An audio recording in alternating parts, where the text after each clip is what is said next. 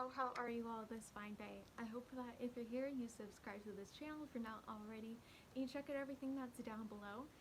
Besides the usual description box, there is the like button, the subscribe button, the comment area where you can share all the fun things, and especially on this topic, because if you've been around for any length of time, then you'll know that I am autistic, but I was diagnosed as an adult. So, of course, I was autistic from birth, as a child, until now and forever. Amen. But I had really no experiences in my childhood that would have exposed me to ABA therapy. You may be asking, what is ABA therapy? That if you've been around the autistic community, it's something that's kind of a hot button issue. It stands for Applied Behavioral Analysis, and really the moment a child, usually a white male, but the first thing that a doctor, psychiatrist, whoever it is, diagnosing that child, ABA therapy is like the immediate recommended way to support that child. And it's by far the most prevalent therapy used for neurodiverse autistic kids. And down to its core, what is it? It's taking behaviors that are common in autistic kids, whether that's different communication, different behaviors, even just kind of the functions of potty training, socializing, what have you. Taking what is their innate autistic form and conditioning that child to behave differently. And by differently, I mean like a neurotypical child.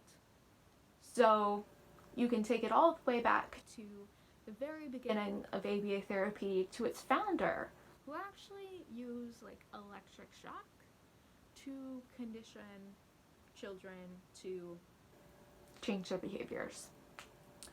So yeah, it's not great. Now, you're not going to hear about any sort of like extreme kind of violence or really any of that if you're talking about ABA therapy today.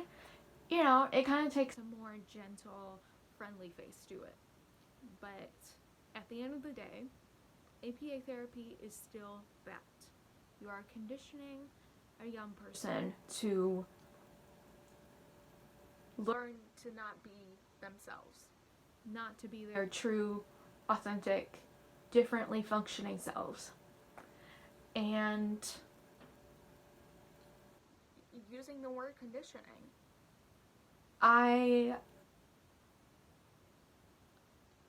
don't think I'm too far off in saying that like training, like a dog, like an animal, as if there's something wrong with how an autistic child, autistic person behaves as they are. As a parent, there's obvious concern for if you're used to children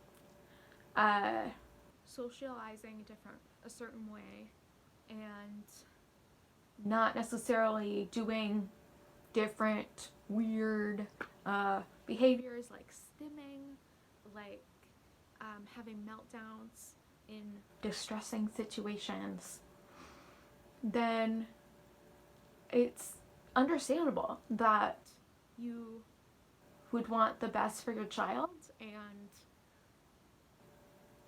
assuming that the best for your child is to, not have those behaviors or difficulties. And you don't have those difficulties if you're neurotypical. And just from what I've learned, that autistic adults who did experience ABA therapy look back and rightfully see this as abuse. It's abuse to be trained to go against their nature, as if there is something wrong with that. That there's something wrong with behaving or being, existing differently. And a lot of these skills, if you're having therapy in a closed environment, and in the sense of conditioning, almost like a Pavlov kind of effect here of associating one kind of thing or trigger to a certain response, then how realistic is that for being outside that bubble? I think it can be difficult in that sense to, especially for how autistic brains usually think. When I approach that, I can imagine how overwhelming that is when you've been having a certain therapy, you've been rewarded for doing a certain thing, and then you go out into the real world, if you will, and it's so much more complicated.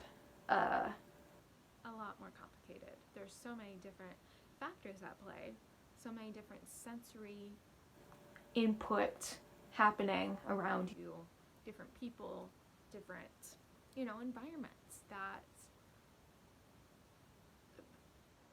that's not necessarily realistic or sustainable necessarily to, in a way, learn to mask. If you want to learn about masking, I have a video about that, as well as learning how to unmask and to be your authentic self as a neurodiverse autistic person. Because that's ultimately the goal. It should be the goal. That while, it's a lot more difficult to be in this world that is neurotypical and to be different, really in any capacity, whether it's neurodiversity, whether it's, your race, your family, your socioeconomic status, you name it. Being different just comes with constant challenge. But is it worth sacrificing your true nature to pretend that you are not different? And to grow up from a child to an adult, not always trying to contradict what you might actually want to do and how you want to behave. Because we need to take out the message that ABA therapy is curing you from autism, as if it's something that should be cured.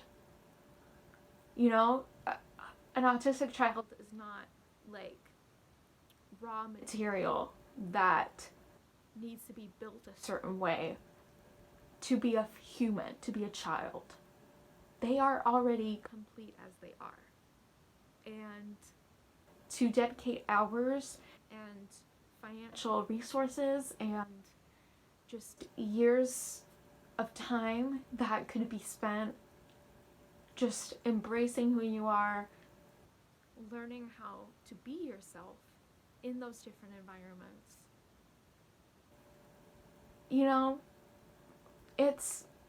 It's difficult either way. I'm not going to pretend that it's super easy to be autistic, because it's not. But it's so much more fulfilling and rewarding to not deny your true self. And I would love to hear from anyone who has actually had a past with ABA therapy, or really any sort of related experience that is willing to share. I think it would be really lovely to kind of have some camaraderie there, because it's hard, but you know, all I can hope is that we're on the right path to doing better by ourselves and the next generation of little neurodiverse people. So thank you for being here. Thank you for taking the time. Subscribe and like if you haven't already, and I will see you all next time.